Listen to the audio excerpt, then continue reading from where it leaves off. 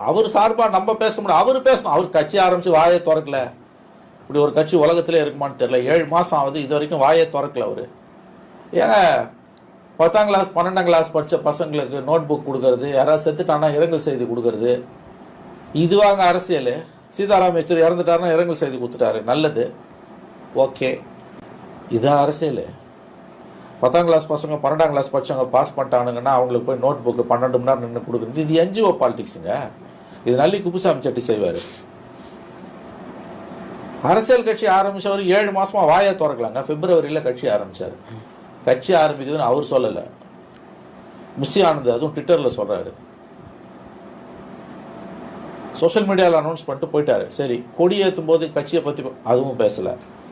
உங்கள் கட்சி கொள்கை என்னன்னே தெரியல, உங்களை எப்படி ஆதரிக்கிறது இது எதிர்க்கிறது. சரி, உங்களுக்கு ஒரு பிரச்சனை வந்திருக்குன்னா அழுத புள்ள தான் பால் குடிக்கும். நீங்கள் அமைதியாக இருக்கு.